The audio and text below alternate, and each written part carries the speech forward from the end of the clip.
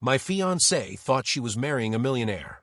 She planned the most expensive wedding possible, invited 300 guests, and even quit her job. What she didn't know was that I'd lost everything 6 months ago. I let her plan the perfect wedding. Then I stood up during my best man speech and told everyone the truth about who was really paying for it all. The day Sarah said yes to my proposal should have been the beginning of our fairy tale. She was radiant, crying tears of joy as I slipped the ring onto her finger at the top of the Eiffel Tower. It was everything she had dreamed of: romantic, public, and expensive enough to make all her friends jealous on Instagram. But as I held her trembling hands that evening, my heart wasn't filled with joy. It was consumed by a bitter irony that she would never see coming. Because Sarah didn't just say yes to marrying me. She said yes to marrying the man she thought I was. The successful tech entrepreneur. The millionaire with the penthouse apartment and the luxury car collection. What Sarah didn't know was that 3 weeks earlier, I had received the phone call that shattered my world. My business partner Marcus, my childhood best friend, had been slowly embezzling from our company for over 2 years. Our clients were gone. Our assets were frozen. The FBI was investigating. I had lost everything overnight: my company, my fortune, my future. I should have told her immediately. An honest man would have canceled the Paris trip, returned the ring, and had a difficult conversation about starting over together. But as I watched Sarah's face light up with pure happiness, something darker took hold of me. I realized I wanted to see how deep her love really went. The signs had always been there, of course. Sarah had fallen in love with my lifestyle before she fell in love with me. She loved the expensive restaurants, the first-class flights, the designer clothes I bought her. When friends asked what she saw in me, she would laugh and say I was successful and generous. Never kind, never funny, never intelligent, always successful and generous. So I made a decision that would change both our lives forever. I would let her plan the wedding of her dreams. I would watch her spend money I no longer had on a celebration of love that didn't exist. And when the moment was perfect, when she was surrounded by everyone she wanted to impress, I would reveal the truth about everything. The next 6 months were the most elaborate performance of my life. Sarah immediately started planning what she called the wedding of the century. She quit her marketing job the day after we got engaged, claiming she needed to focus full-time on wedding planning. Besides, she said with a laugh, I'm marrying a millionaire. I don't need to work anymore. She hired the most expensive wedding planner in the city. Sarah told everyone who would listen that money was no object, that her fiancé wanted nothing but the best for their special day. I watched in fascination as the costs spiraled completely out of control. The venue alone was $80,000, a historic mansion with gardens. The catering was $200 per person for 300 guests. She insisted on a live orchestra, not just a DJ. The flowers had to be flown in from Holland. Her dress cost more than most people's cars. Every few days, Sarah would show me new invoices, new contracts, new expenses. She would bounce with excitement as she described each extravagant detail. I know it seems like a lot, she would say, but we only get married once, right? And you always said you wanted me to have everything I dreamed of. I would nod and smile and tell her that her happiness was worth any price. Which was true in a way. Her happiness was about to cost her everything, and I was finding that knowledge surprisingly valuable. Meanwhile, I was liquidating every asset I had left. I sold my car collection, cashed out my remaining investments, and took loans against everything I owned.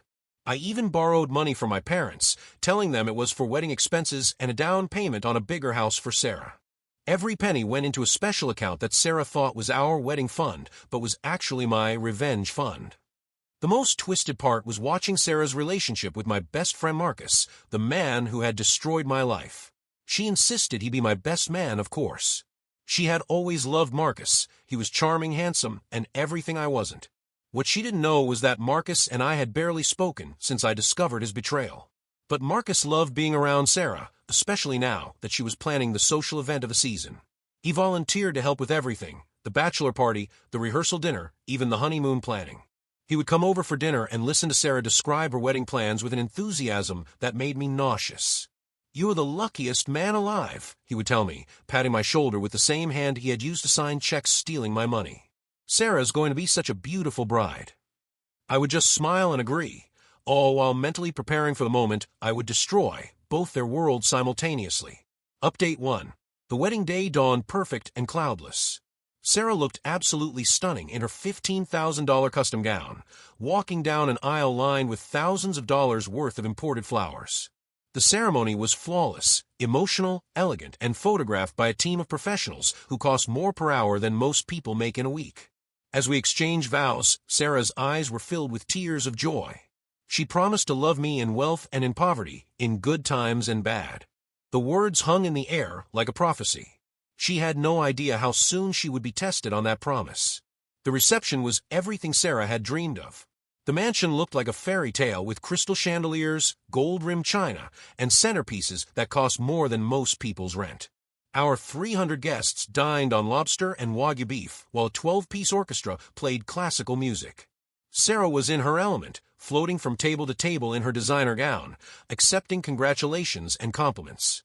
She kept telling people this was just the beginning of our perfect life together. As the evening progressed, I watched Marcus work the room like he owned it.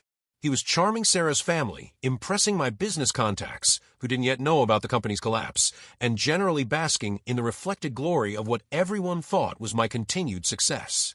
The moment arrived just as Sarah had planned it. After dinner, after the first dance, after the cake cutting, it was time for speeches. Sarah's father spoke about his beautiful daughter.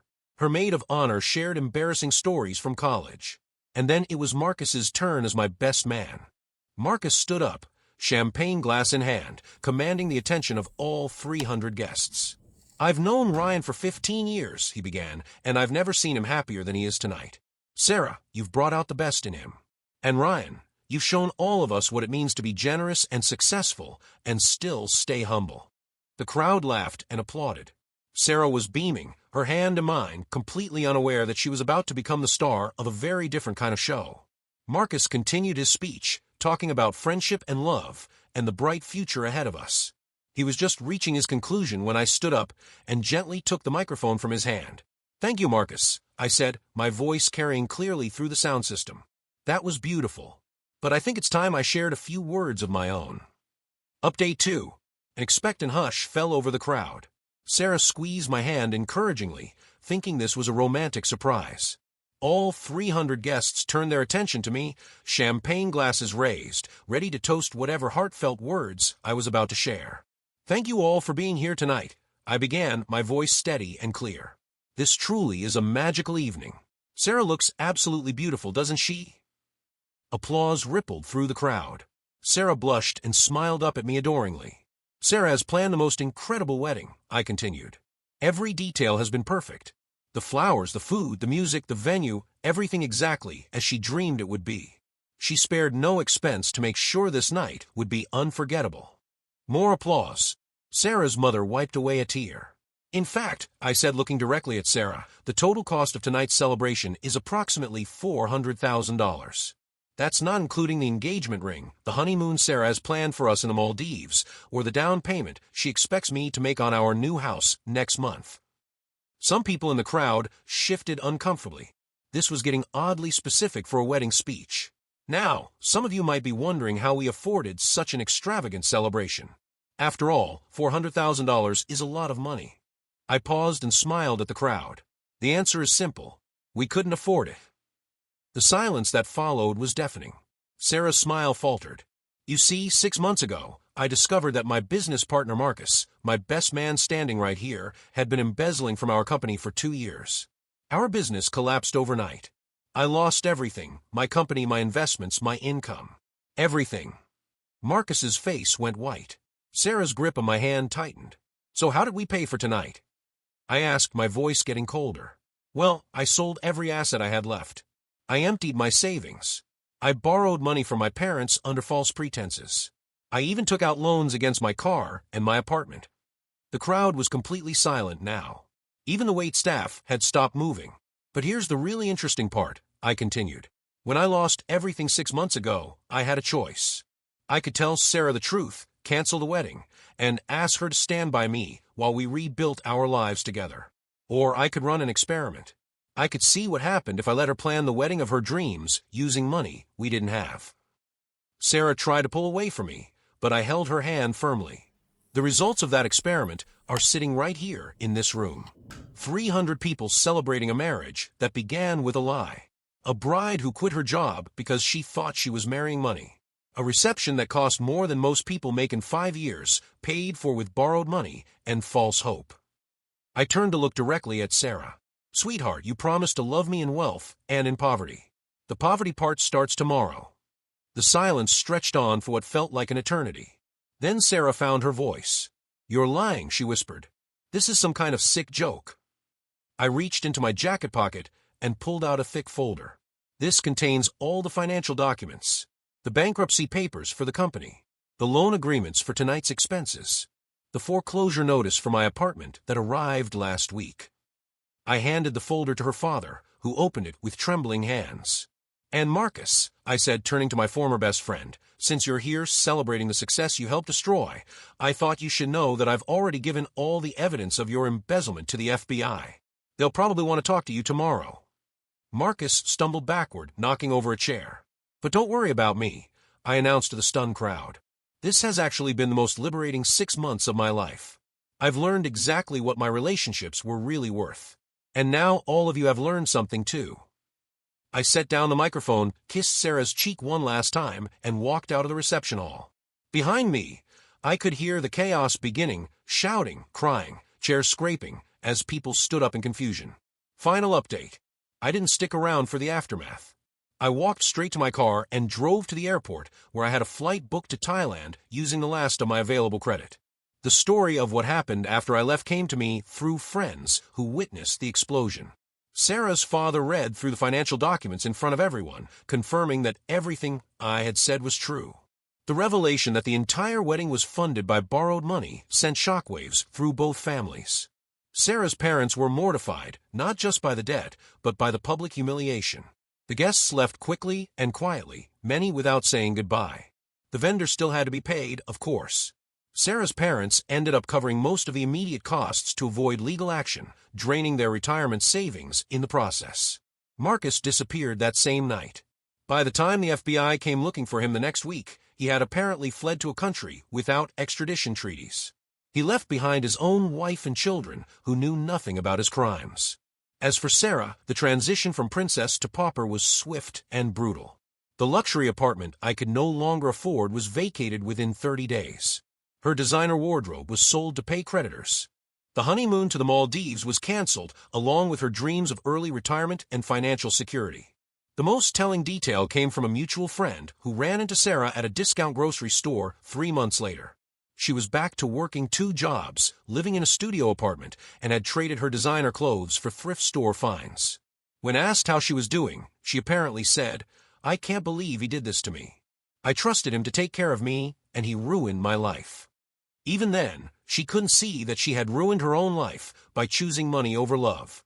I spent a year in Southeast Asia, teaching English and living simply. When I returned to the States, I started over completely, new city, new career, new perspective on what really matters in relationships. I eventually met someone else, a teacher named Emma, who knew my whole story before we got serious. She loved me when I was living paycheck to paycheck, driving a used car, and sharing a small apartment with a roommate. When I proposed to her 2 years later, it was with a simple ring and a promise to build something real together. Our wedding cost $3,000, had 30 guests, and was held in her parents' backyard. It was the happiest day of my life. Looking back, I don't regret exposing Sarah and Marcus, though I'm not proud of the method I chose. The wedding wasn't really revenge, it was revelation. I simply created the conditions for everyone to show their true nature, and they did exactly that. Sarah chose money over love, right up until the moment there was no money left. Marcus chose personal gain over friendship and honor. And I chose truth over comfort, even when that truth destroyed everything I thought I wanted. Sometimes the most expensive lessons are the most valuable ones. That $400,000 wedding taught me that a relationship built on financial security instead of mutual respect will always collapse when the money runs out. And when it does, you'll discover exactly who you've been sharing your life with. The irony is that losing everything was the best thing that ever happened to me. It cleared away all the lies and showed me what really mattered. Sarah got the wedding of her dreams, but I got something better. I got the truth.